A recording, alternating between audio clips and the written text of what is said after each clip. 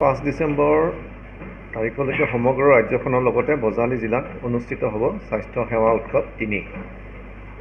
স্বাস্থ্য সেৱা উৎসৱৰ মূল উদ্দেশ্য হৈছে চৰকাৰী স্বাস্থ্য প্ৰতিষ্ঠানসমূহত থাকি যোৱা অসুৱাহ ত্ৰুটিসমূহ দূৰীকৰণৰ ব্যৱস্থা কৰি স্বাস্থ্য প্ৰতিষ্ঠানসমূহক ভাৰতীয় জনস্বাস্থ্য মানদণ্ড লৈ উন্নীত কৰা, লগতে স্বাস্থ্য কেন্দ্ৰসমূহৰ পৰিষ্কাৰ পৰিচ্ছন্নতা বৰ্তাই ৰখা, নৱজাতক আৰু মাতৃৰ মৃত্যুৰ হাৰ ৰোধ কৰা আৰু চিকিৎসা ব্যয় হ্ৰাস কৰা।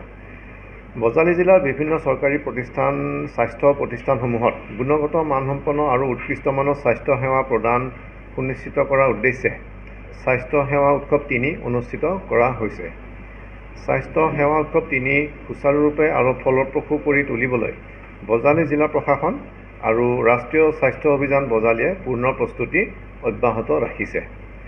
বজালী জিলাৰ ৰাইজক গুণগত মানসম্পন্ন স্বাস্থ্য সেৱা প্ৰদান কৰাৰ উদ্দেশ্যেৰে এখন মহকুমা অসামৰিক চিকিৎসালয়, 3খন সামূহিক স্বাস্থ্য কেন্দ্ৰ, 17খন প্ৰাথমিক স্বাস্থ্য কেন্দ্ৰ আৰু 2খন আয়ুষ্মান আৰোগ্য মন্দিৰ সামৰি মুঠ 23খন স্বাস্থ্য কেন্দ্ৰত এই স্বাস্থ্য সেৱা উৎসৱ 3 অনুষ্ঠিত কৰা হ'ব। স্বাস্থ্য সেৱা উৎসৱত সামৰি লোৱা স্বাস্থ্য প্ৰতিষ্ঠানসমূহক স্ব-মূল্যায়ন আৰু বহি-মূল্যায়ন এই দুটা পৰ্যায়ত কৰা হ'ব।